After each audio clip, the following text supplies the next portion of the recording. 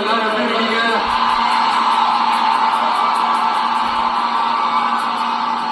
சாப்பிட்டீங்களா எல்லாரும்?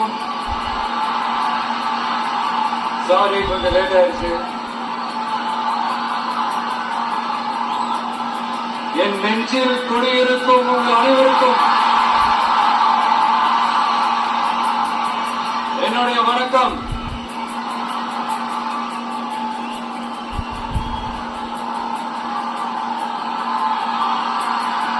Transport hub of south India, நம்ம நாமக்கல் மாவட்டம். இங்க நீங்க பாத்தீங்கன்னா இந்த லாரி பாடி கட்டுற தொழில இருந்து இன்னும் நிறைய தொழில்கள் செய்யற ஊரும் நம்ம நாமக்கல் ஊர் தான். அது மட்டும் இல்ல, நாமக்கல் மாவட்டத்தோட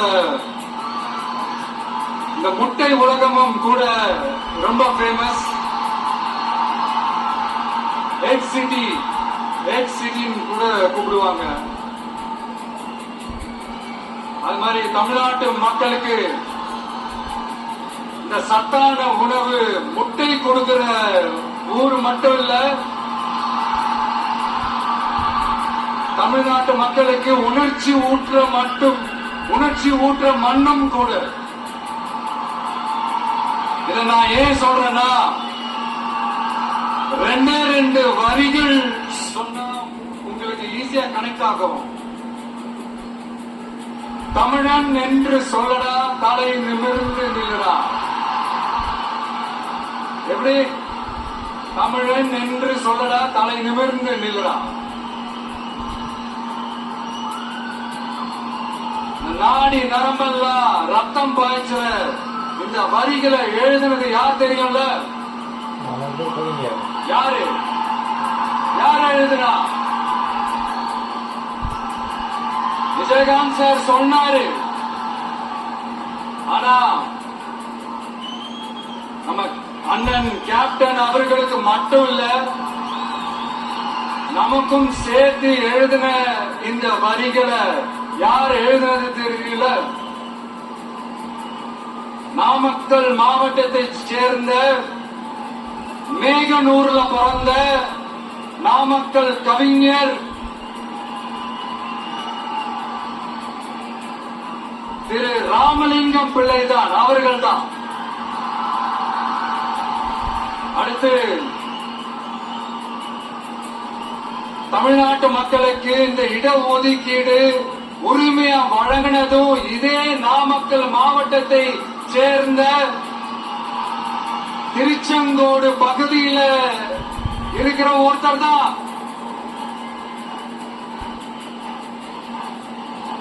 நம்ம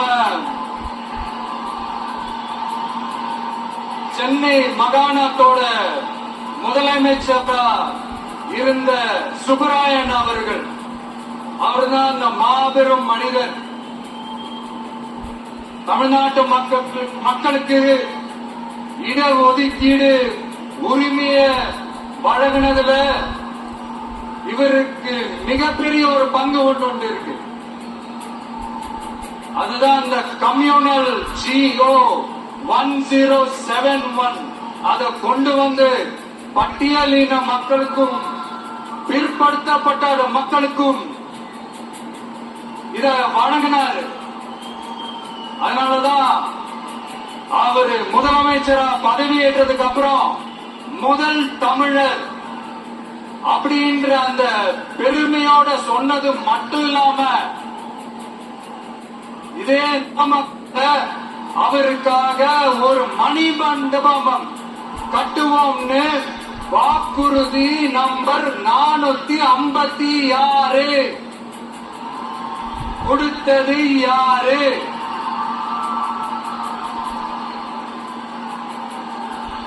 சொன்னாங்களே, செஞ்சாங்களா? அதாவது ஒரு படத்துல நம்ம வடிவேல் சார் இந்த எம்டி பாக்கெட்டை எடுத்து இப்படி காட்டுவாரு தெரியுமா? அந்த மாதிரிதான் ஒவ்வொரு வாக்குறுதியும் படிச்சுட்டு அந்த எம்டி பாக்கெட்டை இப்படி நம்ம காட்ட வேண்டியதுதான். இப்ப நம்ம அந்த நாமக்கல் மாவட்டத்துல வாக்குறுதிகளா அது செய்வோம் இது செய்வோம்னு நிறைய சொன்னாங்களே, அதுல ஒரு சின்ன லிஸ்ட் மட்டும் இப்ப நம்ம பார்ப்போம். ஒவ்வொரு ஒன்றியத்திலும் தானிய சேமிப்பு கிடங்குகள் அமைக்கப்படும். இவை உலர் களங்களுடன் கூடிய கொள்முதல் நிலையங்களுடன் இணைக்கப்படும். வாக்குறுதி நம்பர் 50.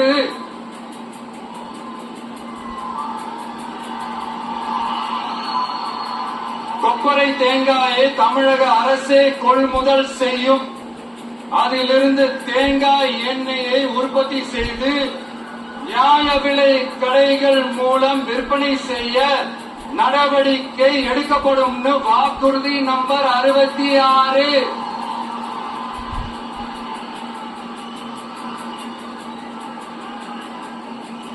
நியாய விலை கடைகளில் நாட்டு சர்க்கரை, வெல்லம் ஆகியவற்றை விநியோகம் செய்ய நடவடிக்கை எடுக்கப்படும். வாக்குறுதி நம்பர் 68. அரசு ஊழியர்கள் மற்றும் ஆசிரியர்களுக்கு மட்டும் இல்ல, போக்குவரத்து ஊழியர்களுக்கும் பழைய ஓய்வூதிய திட்டம் செயல்படுத்தப்படும். வாக்குறுதி நம்பர் 152.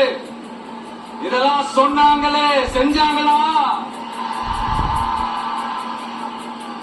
இப்ப நம்ம நாமக்கல் மாவட்டத்துக்கு வருவோம். ஒரு நாளைக்கு 5 கோடி முட்டைகள் உற்பத்தி செய்யப்பட்டு உலகம் முழுவதும் ஏற்றுமதியாகிற இந்த நாமக்கல் மாவட்டத்தில் அந்த முட்டைகள் வீணாகாம பாதுகாப்பா வைக்க முட்டை சேமிப்பு கிடங்குகள் அமைக்கணும்ன்ற அந்த கோரிக்கையும், பாக்டீரியா மற்றும் வைரலாஜிக்கல் பரிசோதனையை மேற்கொள்ள ஆராய்ச்சி மையம் அமைக்கணும்ன்ற கோரிக்கையும் பல ஆண்டுகளா இருக்கு. ஆனா அதை இதுவரைக்கும் ஆண்ட கட்சிகளும் சரி, இப்ப ஆளும் கட்சிகளும் சரி, அதை பத்தி கொஞ்சம் கூட யோசிக்கவே இல்லை.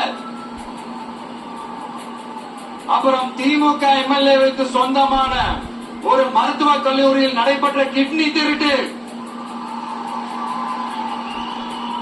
அதுதான் நாடறிஞ்ச விஷயமாச்சு. அதை நான் திருச்சியிலே பேசியிருந்தேன்.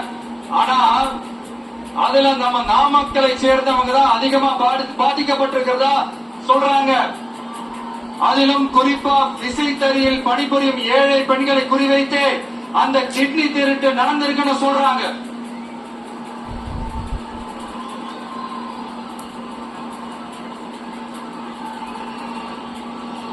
இதுல ஈடுபட்டவங்களை யாரா இருந்தாலும் நம்ம ஆட்சி அமைஞ்சதும்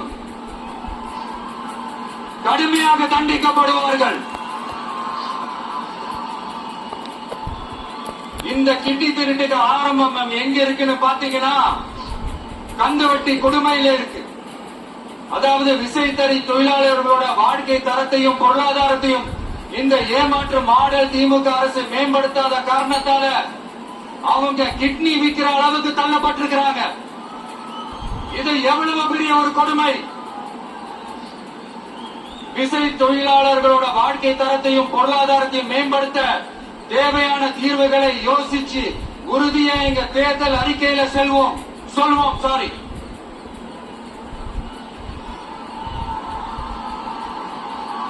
நான் இந்த சுற்றுப்பயணத்துல எல்லா ஊருக்கும் போகும்போது ஒரே விஷயத்தை தான் மக்கள் ரிப்பீட்டடா நம்ம கிட்ட சொல்றாங்க. அடிப்படை சாலை வசதி, குடிக்க நல்ல குடிநீர், ஒரு நல்ல மருத்துவ வசதி இல்ல, நல்ல டாக்டர்ஸ் இல்ல, பெண்கள் பாதுகாப்பு. இதத்தான் அவங்க கேட்கிற இந்த அடிப்படை விஷயங்கள். அவங்க பெருசா எதுவுமே கேட்கறது இல்ல. என்னப்பா இந்த விஷயம் எங்க போனாலும் கேள்வியா கேட்கிறாரு. இவர் வந்தா என்ன செய்வாருன்னு கேட்டதுக்கு 2 இடத்துல அதுக்கான விளக்கத்தை ஒண்ணு சொன்னோம். கல்வி, ரேஷன், மருத்துவம், குடிநீர், அடிப்படை சாலை வசதி, மின்சாரம், போக்குவரத்து, பெண்கள் பாதுகாப்பு, சட்டம் ஒழுங்குன்னு இந்த மாதிரி அடிப்படை விஷயங்கள்ல எந்த சமரசமும் இல்லாம கரெக்டா செய்யப்படும் சொன்னோம். இதைத்தானே எல்லாரும் சொன்னாங்க. அதே தான் இவரும் சொல்றாரு. இவர் என்ன புதுசா என்ன சொல்லிட்டாரு? புதுசா எதுவுமே சொல்லலையே. ஐயா, அரசியல் மேதைகளே, பெரியவங்களே, ஒரு மனுஷனுக்கு சாப்பிடறதுக்கு நல்ல சோறு, படிக்கிறதுக்கு நல்ல கல்வி, குடிக்கிறதுக்கு நல்ல குடிநீர், மருத்துவ வசதி, வேணுங்கிற இடத்துக்கு போயிட்டு வரதுக்கு நல்ல போக்குவரத்து, அதுக்கான சாலை வசதி, பாதுகாப்பான ஒரு வாழ்க்கை, இதுதானே ஒரு மனுஷனுக்கு அடிப்படை தேவை. இன்னைக்கும் இது நம்ம எல்லாருக்கும் இது தேவைதானே. அப்புறம் அதை சரியா செய்வோம்னு சொல்றது தானே சரி. அதனாலதான் சொன்னோம், எது நடைக்கு சாத்தியமோ, எது உண்மையோ அதை மட்டும் தான் சொல்லுவோம், அதை மட்டும் தான் செய்வோம்.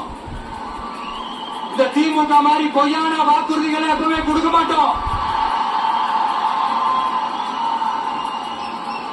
புதுசா சொல்லுங்க, புதுசா சொல்லுங்கன்னா என்னத்த சொல்றது? எனக்கு புரியலையே. என்னத்த புதுசா சொல்றது?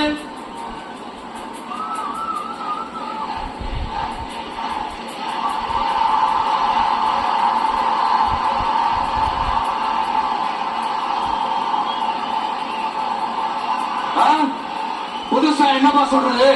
செவ்வாய் கிரகத்தில் ஐடி கம்பெனி கட்டப்படும்,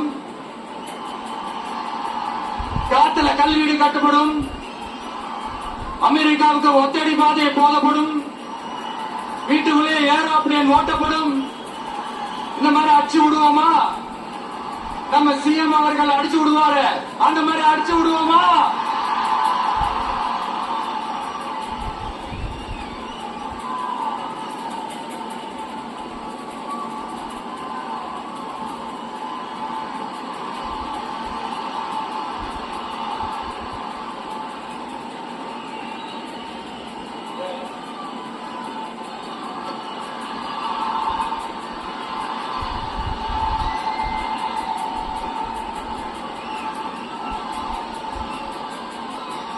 நான் ஏற்கனவே சொன்னதுதான் இங்க நான் திரும்பவும் சொல்றேன்.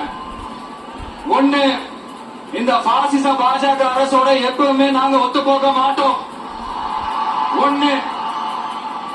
இரண்டாவது, இந்த திமுக அரசு மாதிரி அண்டர் கிரவுண்ட் டீலிங், மறைமுக உறவுக்காரர்களா இந்த பாஜகவோட எப்பவுமே நாம இருக்க மாட்டோம். ரெண்டு. மூணாவது, மூச்சுக்கு முன்னொரு தடவை அம்மா அம்மா அம்மான்னு சொல்லிக்கிட்டு ஜெயலலிதா மேடம் சொன்ன அந்த விஷயத்தை டோட்டலா மறந்துட்டு ஒரு பொருந்தா கூட்டணியா ஒரு கூட்டணியா ஒண்ணு அமைச்சுக்கிட்டு கேட்டா தமிழ்நாட்டோட நலனுக்காக இந்த பாஜகவோட கூட்டணி வச்சிருக்கோம்னு சொல்லிக்கிறாங்களே, அவங்கள மாதிரியும் நாம இருக்க மாட்டோம். இல்ல, நான் தெரியாம தான் கேக்குறேன். இந்த பாஜக அரசு தமிழ்நாட்டுக்கு என்ன செஞ்சுட்டாங்க? நீட்டை ஒழிச்சிட்டாங்களா? கல்விக்கு தேவையான இந்த நிதியை முழுசா கொடுத்துட்டாங்களா? இல்ல தமிழ்நாட்டுக்கு தேவையான எல்லா விஷயங்களையும் தான் சரியா செஞ்சுட்டாங்களா? அப்புறம் எதுக்காக இந்த சந்தர்ப்பவாத கூட்டணின்னு நான் கேட்கல. புரட்சி தலைவர் எம்ஜிஆர் அவர்களோட உண்மையான தொண்டர்கள் அவங்க கேட்கிறாங்க. சரிப்பா, அவங்க கூட்டு பொரியல் அப்படம்னு எதையாவது கிண்டிக்கிட்டோம், நமக்கு எதுக்கு? மக்களே, இன்னொரு முக்கியமான விஷயம், இத கவனமா கேளுங்க. அதிமுக பாஜக நேரடி ஒரு உறவுக்காரர்கள்னு எல்லாருக்குமே தெரியும். அவங்களோட கூட்டணி மேல மக்களுக்கு எந்த ஒரு நம்பிக்கையும் இல்லைன்னு எல்லாருக்குமே தெரியும். ஆனா அட் த சேம் டைம் இந்த திமுக குடும்பம் இந்த பாஜகவோட அண்டர் கிரவுண்ட் டீலிங், மறைமுக உறவுக்காரர்களா இருக்காங்கன்றது தயவு செஞ்சு மறந்துடாதீங்க. வரப்போற தேர்தல், அடுத்த வருஷம் வரப்போற தேர்தல் நீங்க திமுகவுக்கு ஓட்டு போட்டீங்கன்னா அது பாஜகவுக்கு ஓட்டு போட்ட மாதிரி.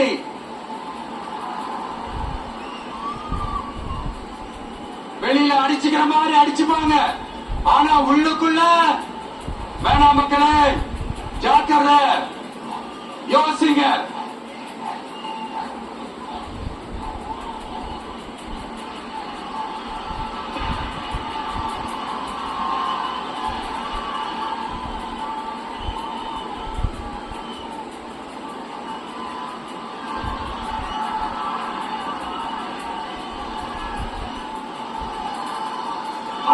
மறுபடியும் சொல்றேன், திரும்பவும் சொல்றேன், 2026 ஒன்னு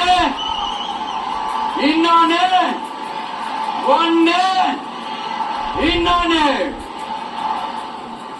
அதாவது ஒன்னு மாபெரும் மக்கள் சக்தி கொண்ட எளியோரின் குரலா இருக்கிற களத்துல இருக்கிற டிவிக்கு, இன்னொன்னு கொள்கை என்ற பேர்ல மக்களை ஏமாத்திக்கிட்டு கொள்ளை அடிச்சுக்கிட்டு தமிழ்நாட்டை ஏமாத்துற இந்த டிஎம்கே, இந்த ரெண்டு பேருக்கு நடுவுல தான்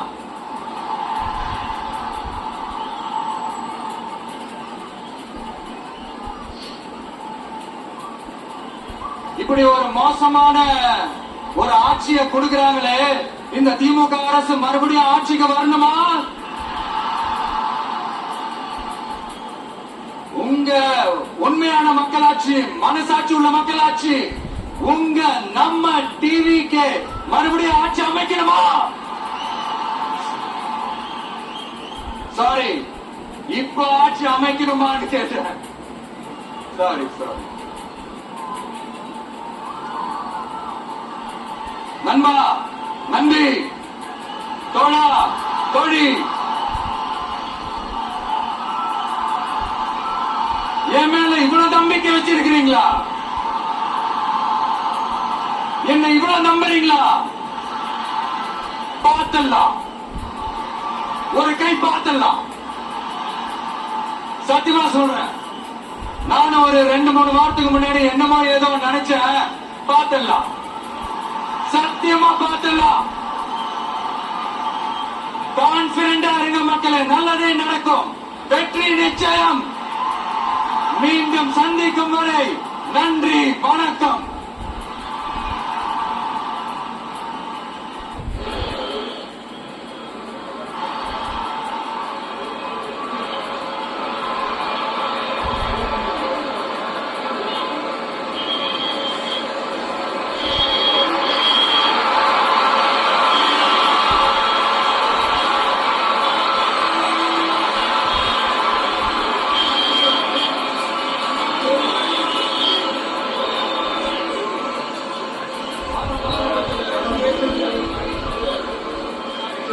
எனக்கும் அந்த மைக்குக்கும் ஒரு மாதிரி ரொம்ப டிஃபரன்ஸா கேட்டுட்டு இருந்தது. அதனாலதான் கொஞ்சம் அந்த ரிதம் பிடிக்கிறதுக்கு கொஞ்சம் டைம் ஆயிடுச்சு. Okay, thank you so much.